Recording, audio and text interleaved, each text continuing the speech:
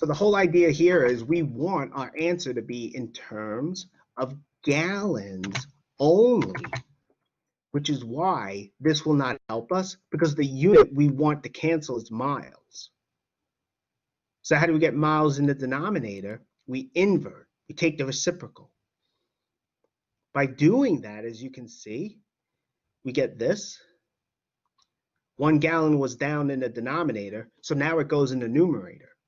Now we can multiply, because now the unit miles cancels. And what we're left with is gallon. So I hope that makes sense. That's what's happening here.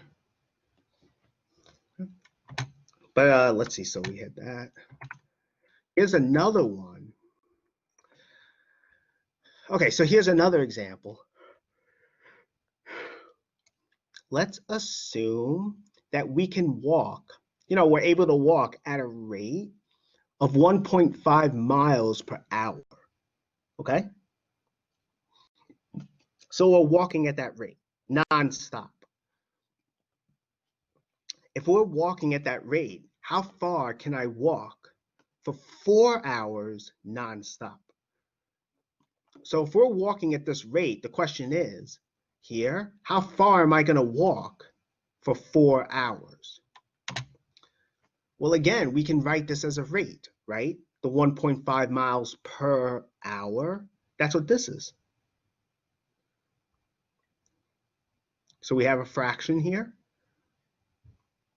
Okay, so if we're walking for 4 hours, okay, what can we do? Well, we can multiply by 4 hours. Doing so, what will happen then is the unit hours will cancel, as you can see. And so what ends up happening is we're just left with miles, right? So because of that, our answer is going to be 1.5 times 4 miles, which is 6 miles. So that's what we're doing.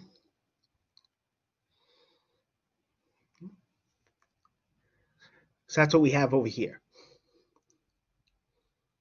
Okay, that's good. So again, we're just multiplying, that's all. By multiplying, we're killing off the unit we don't want, and we're left with miles, which is what we do want. So it's just going to be multiplication is what we're doing here. That's all. Okay.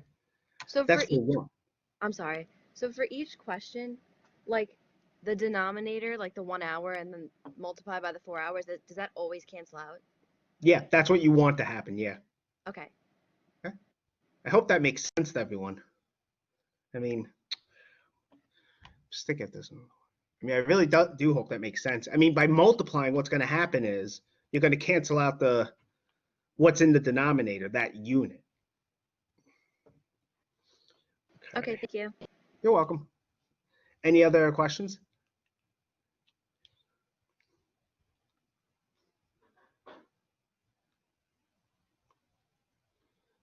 Okay.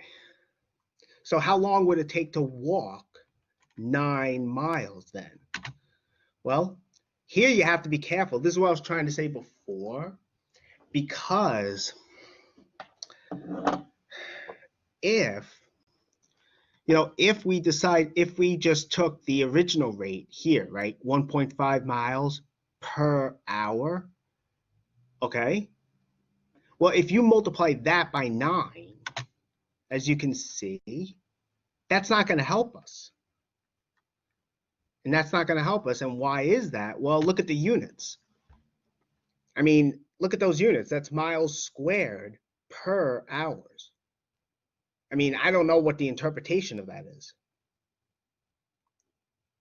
Okay, but instead, what we can do is this. What we can do is take the original rate, we can invert it, right? We can invert it because again, we're looking for a length of time. So we want only hours. We want miles to cancel. So by inverting it, that's what's going to happen. So we invert it. So we have 1 hour per 1.5 5 miles.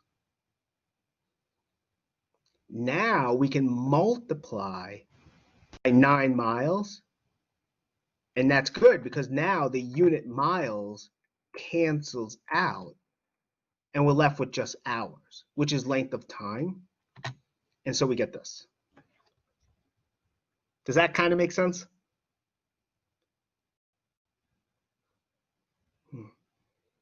Back, you explain again? So basically what we're doing is this, that we have to invert our rate because, again, we want miles. We want to cancel out that unit. We want length of time. So this is why we want that length miles to be in the denominator. So now with this rate,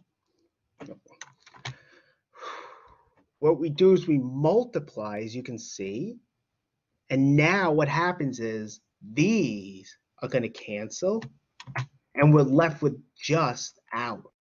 Basically with rate, we're going to multiply, and we want the unit we don't want miles in the answer. So that's why we had to invert this. And then we're just left with hours, and we get 9 over 1.5, which is 6. Hope that helps. I mean, here I'm basically saying sometimes you have to invert, that is, flip the fraction. Sometimes you have to do that. That's what I'm trying to show here.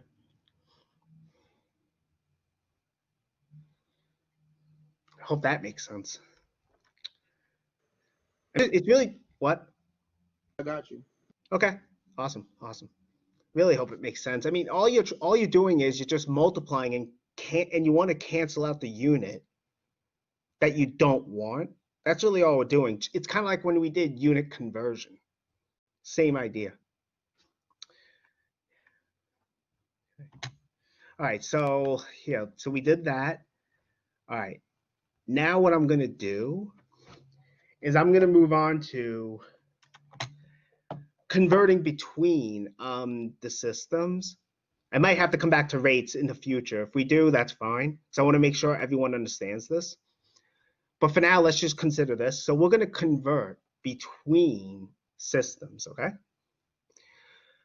So basically here, if we have two systems here, right? We have the metric system, which is what we're looking at, and we looked at that earlier today. What we already saw was the imperial system. That's what we use here in the United States. That's when your weight is in pounds or ounces, that kind of thing. But because there's two different systems out there, it would be nice if we can convert between the two. And that's what we're going to see here. It's really just the unit conversion stuff like we've seen before. That's all it is. So really, that's what we're going to see. And these here are the definitions that we can use to convert between the two. This column here is given in the book.